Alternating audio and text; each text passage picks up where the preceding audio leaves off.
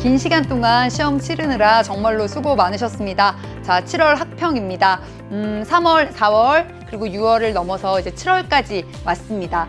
여러분들 어때요? 총 4번의 학력평가, 6월은 특별히 모의평가였지만 4번의 이런 학력평가 또 이런 시험들을 거치면서 윤사에 대해서 여러 가지 느낌들을 많이 갖고 있을 거라고 생각합니다. 이번 시험은 어땠나요? 선생님이 보기에 이번 시험은 여러분들이 여름방학을 앞두고 다시 한번 전체적인 윤리와 사상의 내용들을 좀 개괄해보고 이런 부분들을 좀 체크하면서 내가 공부를 해야 되겠구나. 여름방학 때 이런 계획들이 필요하겠구나 라는 것들을 좀 수립하기 아주 좋은 시험이 아니었나 싶습니다.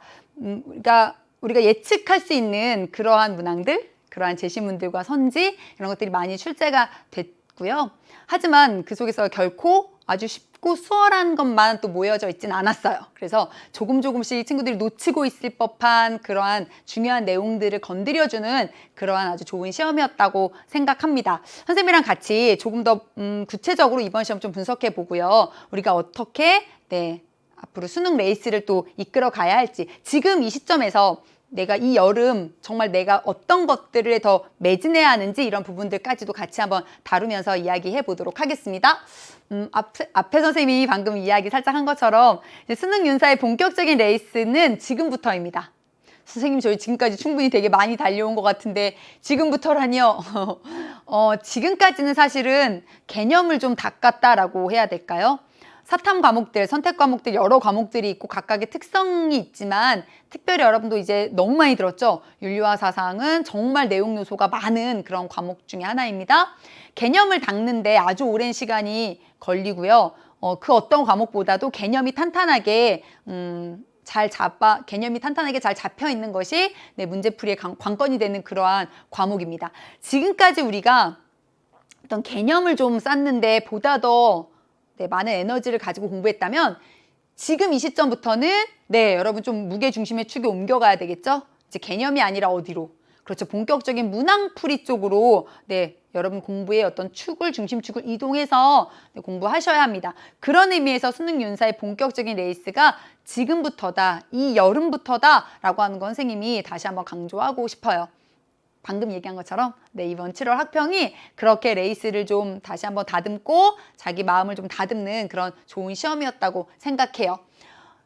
이번 시험 특별히 서양윤리 파트에서 이제 많은 문항이 출제가 됐습니다. 내신으로 윤사를 공부한 친구들이 있기 때문에 아무래도 인강이나 여러분 또 각자 자기 어떤 진도대로 공부를 해서 벌써 사회사상 파트까지 개념 정리가 벌써 저는 몇 바퀴 돌았어요. 2바퀴, 3바퀴 돌았어요. 한보란 선생님이랑 지금 이거 해서 여러 가지 쭉 해와서 지금 수능 완성 강의까지 듣고 있어요. 하는 친구도 있지만 사람마다 지금 다 속도가 달라서 사실 현역 친구들 중에 많은 친구들은 이제 막 학교에서 진도가 사회사상 파트가 이제 막 끝났거나 혹은 아직 사회사상 파트를 지금도 막 열심히 선생님들과 함께 학교에서 공부하고 있거나 이런 친구들이 많을 거예요. 그래서 이제 출제하시는 이런 출제진 선생님들께서 아무래도 그동안 3월, 4월 학평에서는요. 서양윤리에 대해서 더 많이 이렇게 에너지를 쏟아서 문제를 내기보다 7월쯤 돼서 이렇게 좀 서양윤리 쪽에 다시 한번 좀 방점을 찍고 많은 문항들을 출제하신 것으로 여겨집니다. 한국윤리, 이번에 정약용 같은 사상가, 늘 빠지지 않고 등장하는 사상가인데 정약용에 대한 문제가 하나 빠지면서 3문항 정도 출제가 됐고요. 한국윤리에서 빈 이런 문항수를 서양윤리에서 지금 가져갔다는 거 알 수 있습니다. 사회사상은 계속해서 많이 강조가 되고 있는 파트이기 때문에 여러분들 계속해서 5문제 정도 이렇게 출제가 되고 있다는 거 알고 있을 거라고 생각해요. 출제 요소 한번 쭉 볼게요. 이번 시험은요, 전체적으로 좀 평이했는데 그 평이하다고 느껴지는 가장 큰 이유가 특별한 조합은 없었어요. 윤사는 주로 사상가들을 이렇게 묶어서 많은 문항들이 출제가 됩니다. 단독 문항은 지금 몇 개 없었어요. 스피노자, 묵자, 사르트르, 장자 요 정도였고요. 나머지는 대부분 두 사상가들이 같이 이렇게 묶여있는 구조로 출제가 됐습니다. 평가원에서 출제하는 시험, 특별히 수능 시험 같은 이런 큰 시험은요.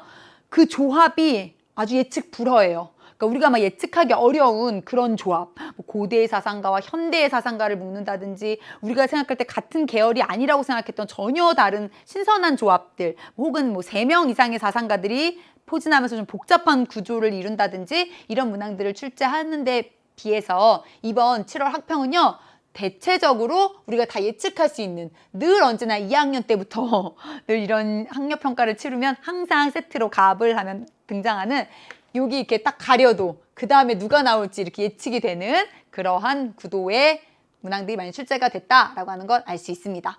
총 20문항, 그런 사상가 수는 이렇게 또 많다는 내용 계속 반복해서 지금 등장하고 있고요. 선생님이 이번 시험에서 여러분과 특별히 다시 한번 좀 강조하고 싶은 문항들 소개하도록 하겠습니다.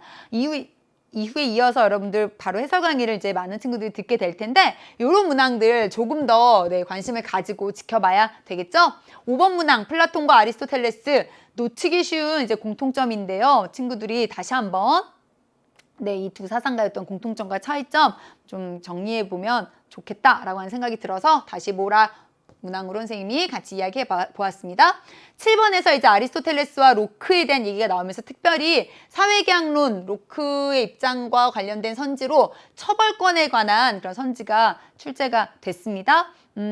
우리 사회계약론자들은요, 사회계약 이후에는 어때요? 국가가 이미 구성이 됐기 때문에 범법자나 어떤 이런 공통의 사회계약을 위반한 자들에 대한 처벌을 개인이 하는 것이 아니라 그런 처벌의 권한을 국가에게 양도했기 때문에 국가가 그것을 처벌할 수 있다라고 생각하죠. 이러한 내용들, 처벌권에 대한 선지는요, 친구들 충분히 낯설 수 있었기 때문에 7번 좀 다시 한번 보시기 바랍니다.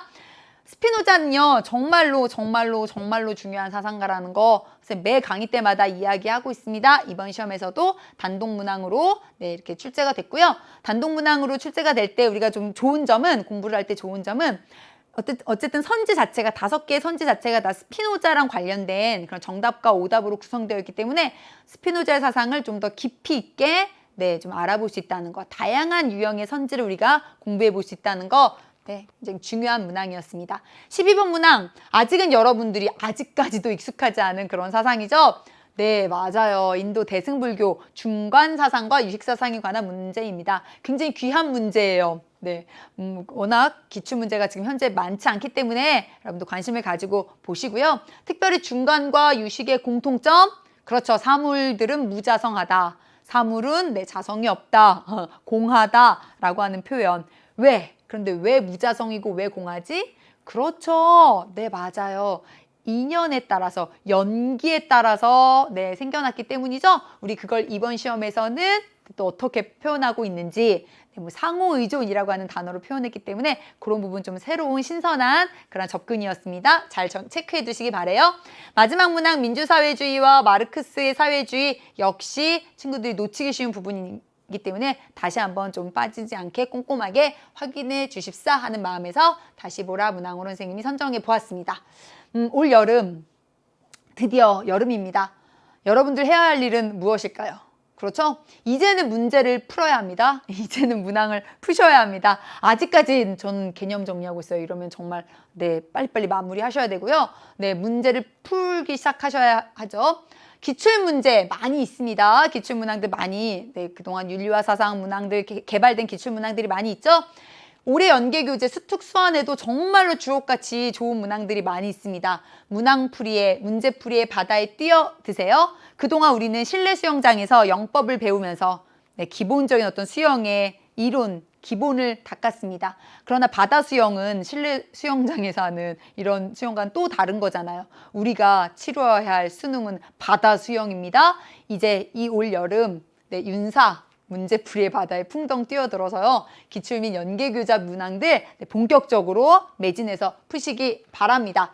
여러분이 무엇을 할 수 있을지 해보지도 않고 어떻게 알겠어요.